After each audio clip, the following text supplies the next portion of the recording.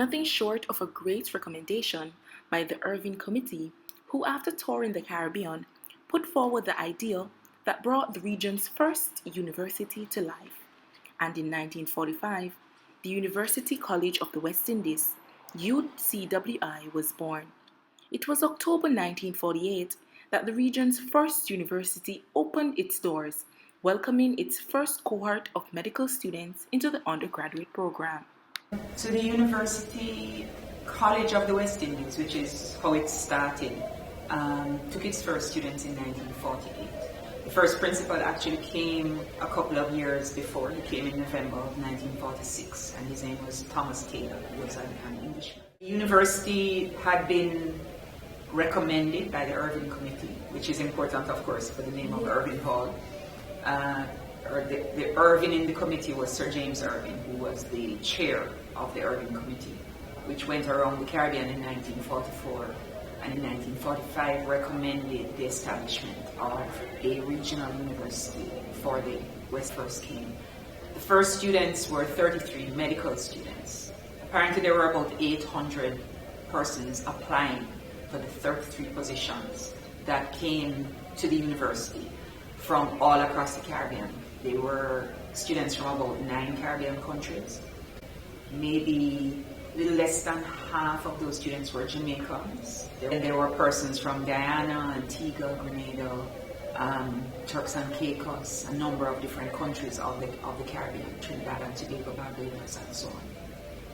There were 10 women and 23 men in that first batch of 33 that came in October of 1948 to the Mona campus. They would have come in through the post office gate, which was then the main gate into the campus, and they would have lived at Gibraltar Hall. Gibraltar Hall was the residence quarter for the new students on the Mona campus and was to be their home away from home for the next few years. Gibraltar Hall was in the old wooden barracks buildings that had been used. I think one of the things that students would perhaps empathize with going back in that time is that the rooms were pretty large. If you see pictures of the rooms, it was old wooden buildings. They had a corridor down the center. They had verandas on either side, and the bathrooms were a separate block. Now, Gibraltar Hall and the first lecture rooms and the first offices and the first dining halls and everything was all repurposed buildings from Gibraltar Camp, which had been a World War II evacuee, refugee, and eventually internment camp. These students would have come in. Some of them came in from the Eastern Caribbean, whether by boat or by plane. Everybody came very nicely dressed, and they arrived and they started classes. Gib Hall, as it was affectionately called, was where students found solace on the Mona campus. Experiences gained to last a lifetime. However, the university was seeking to expand its services to more students, and soon the idea to construct modern structures for the students were underway. They came in, they lived in Gibraltar Hall. The men, their section of Gibraltar Hall was near what is now the old library, and the women were in what is now Carrimack. That their section of Gibraltar Hall was around the vicinity of what is now Carrimack. By 1950, the females of Gibraltar Hall relocated to their new home at the southeastern end of campus, leaving behind the men that arrived with them in 1948. Gibraltar Hall for the women was only 1 year. So the women were on hall as Gibraltar Hall for the first year. By the second year, Irvine Hall had been built and had been sufficiently completed for them to move the women up. So the sort of the female recollection of Gibraltar Hall is less enthusiastic. As the new buildings were established, the struggle to relocate the students, especially the men, from their beloved Gib Hall was afoot. Their connection to the space was hard to break. The females, on the other hand, who only lived at Gibraltar Hall for 1 year, did not have such cemented bonds. Usually, if you talk about Gibraltar Hall, it's the men, and they think of it as a precursor to Chancellor Hall, which is where most of the ones who were left at Gibraltar Hall by the time Chancellor Hall came around in the mid-50s. Those were the ones that were still there. There was a lot of camaraderie. It was a very small university at that time. The students got to know each other pretty well. A lot of them became close friends and stayed friends over time. Built in 1950, Irvine Hall finds itself among many firsts and was for an awakening as many changes were yet ahead. As the university's first intentional hall of residence, it commemorates the name of Sir James Irvine, chairman of the Irvine Committee, which recommended the founding of the University College of the West Indies.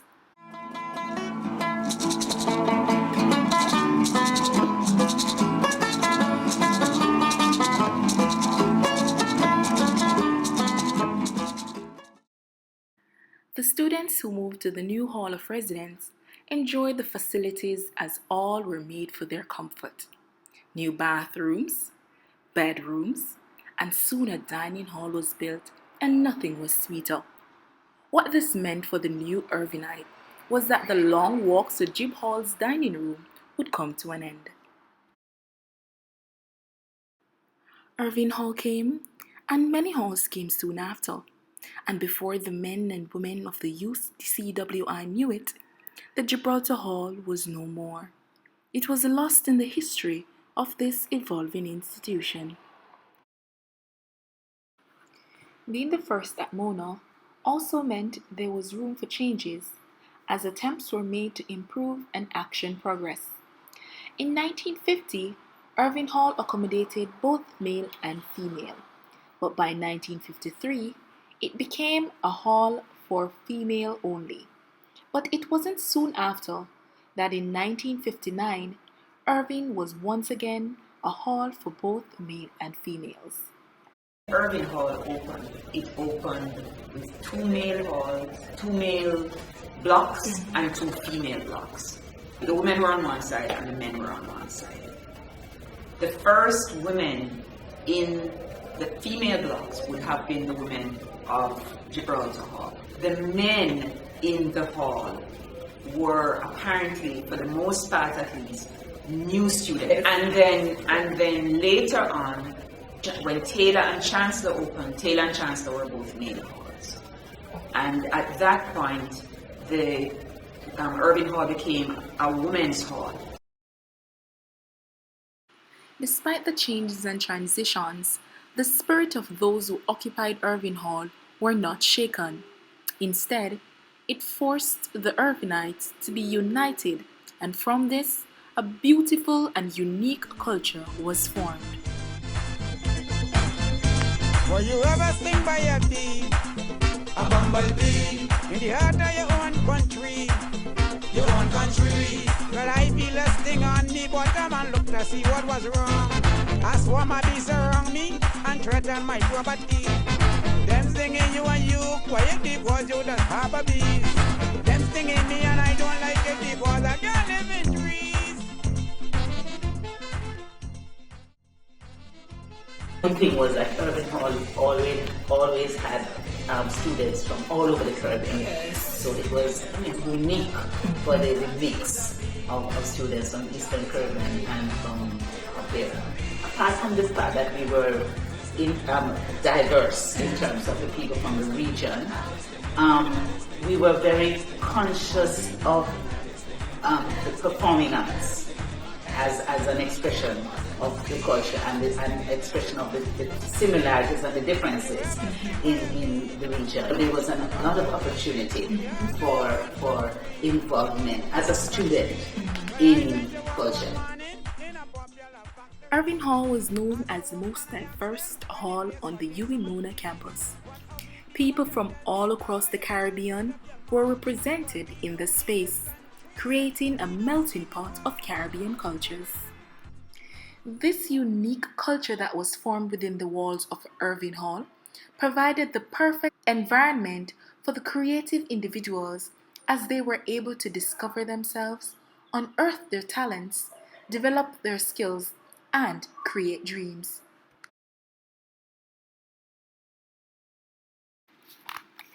It was from this cultural explosion that the events such as Culturama, the largest cultural festival on the UWI campus, was born. Irvinites seized the opportunity to showcase their culture as they attempted to put the variegated talents of the members of the hall on display through craft, cuisine, poetry, and music. Because we were the first to have a big black culture. We had these exposés of people's culture, the food and the clothes, all the aspects of culture for different islands. We were unique. The culture of Irvine was shaped a lot by the fact that we, for whatever reason, attracted a lot of non-Jamaicans. We had a lot of people from Barbados, from Bahamas, from you name the Caribbean islands. We literally had them all as residents here. So when we rolled out something like a Culturama, and we were talking about Bajan food, we would have Bajans cooking the food, and we would have Trinidadians cooking roti and all of that good stuff. So you got a genuine sense of the countries and the islands, not through research, but through parts of the countries being here. I don't recall anything else in the university at that time that sort of displayed the cultures in a wholesale way, in a deliberate way, like Culturama did.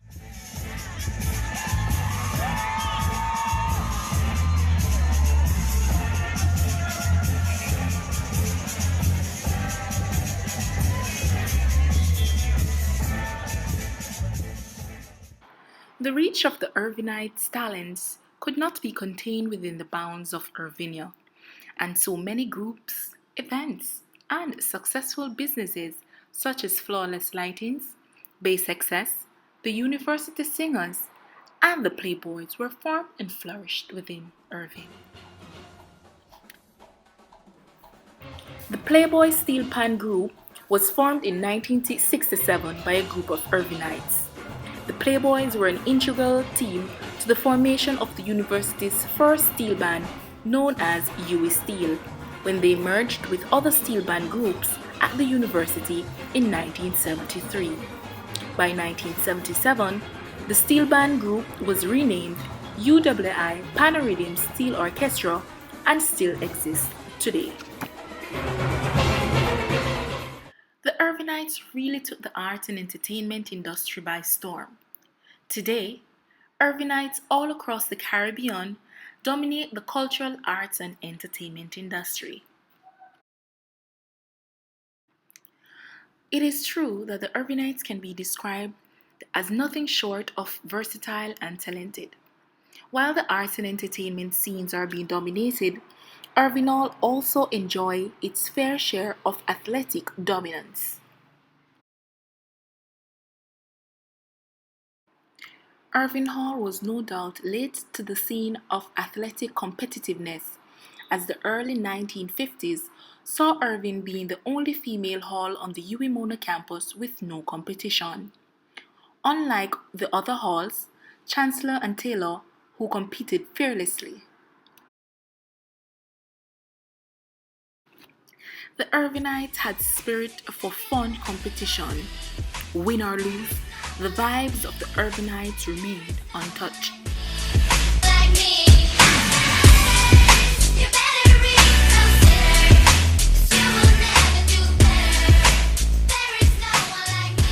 I think we competed and we competed hard, but we didn't have a problem losing. Losing meant less to us than it did to other halls. Other halls would lose and their whole lives would be different. And as a result of that, how much they would do to win, in my mind, took away from the pleasure of competing, from the relaxation that I'm going to compete, I want to win, but if I lose, I'm going to be in the same frame of mind. I've seen Urbanites celebrate so much that I thought they won a game, and they did. Presently, Irvine Hall is home to many national athletes in a variety of sports: volleyball, netball, cricket, track and field, and is home to the University of the West Indies football champions. While the Irvinites do well in the arts and the athletics, they also strive to keep their academics on par.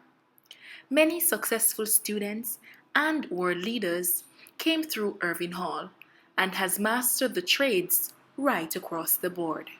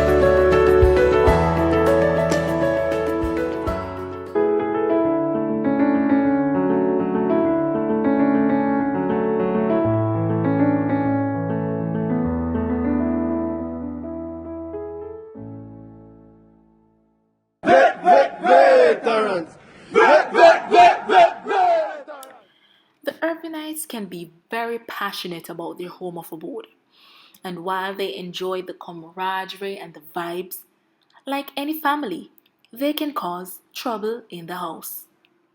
The culture of Irvine Hall, especially in the latter part of the 1980s, 1990s, and the 2000s, has largely been infiltrated by block culture. Each block has a unique subculture, which over time seeps into the main culture, causing it to change for the better and also for the worst. Being an Irvinite is fundamental, but over time, block identity becomes an important notion to the Irvinites, as through their academic journey, they all seek to personalize the hall's motto, Know Thyself.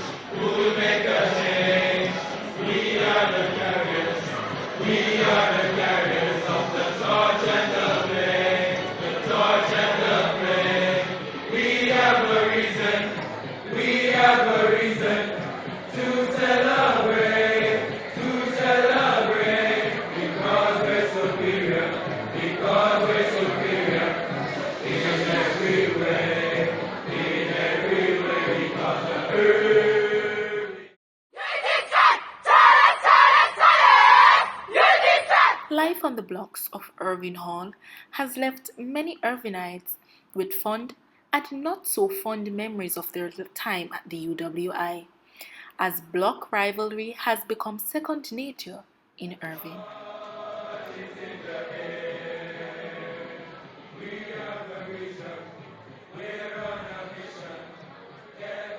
This rivalry has driven wedges between many friends and caused fights to end many events. However, when the Irvinites are approached, the remarks are always green blood in our vein, one Irvine. And like a true family, despite the disputes, quarrels, and fights, the Irvinites always tends to unite.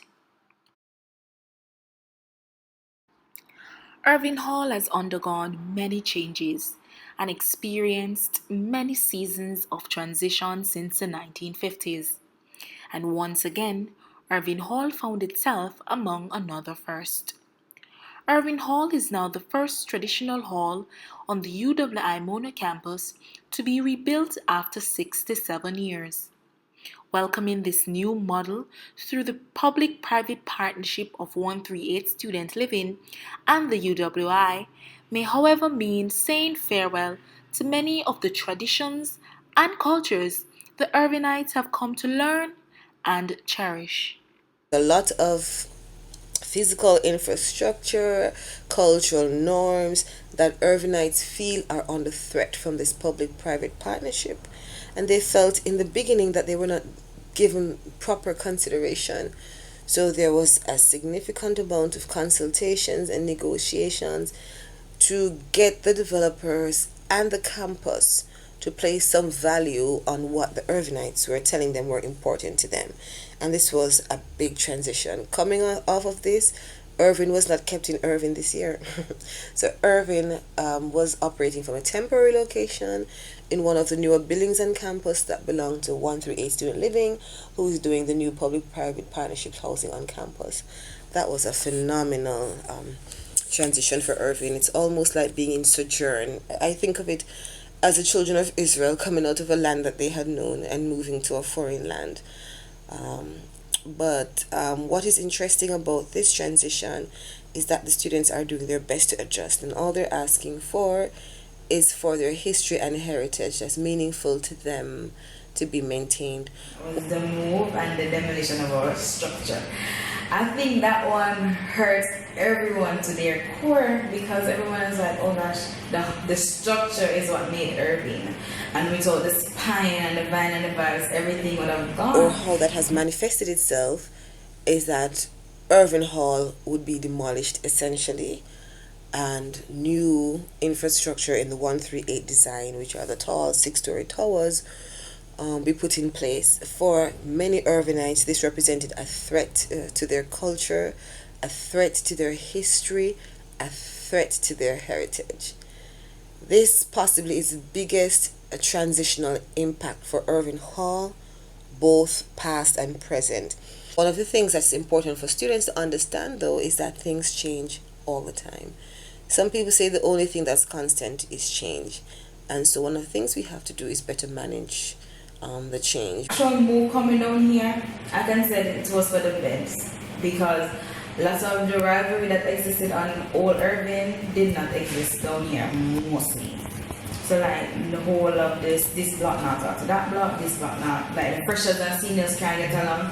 This year because they had to live amongst themselves, you see a bigger sisterhood amongst the G and C girls and the F and A girls because they were living together. So the structure demolition was hard, but the benefit that it came to our culture is that we learned to live as amongst each other and realize that the structure does not make up Irvine, the building does not make up Irvine, it's actually the people that live within the space that makes Irvine. However difficult this journey was for the Irvinites, they continued to weather through these stormy times, holding tight to some of the most treasured symbols that has played a significant role in their growth and development over the years. Irvine had a very nice energy. So they would talk about their vine. The vine and the vibes are synonymous. The vine and the vibes are synonymous.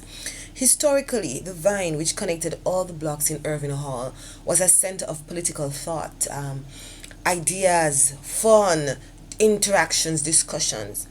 There was a time when Irvine was the regional center on campus, the melting pot of Caribbean cultures.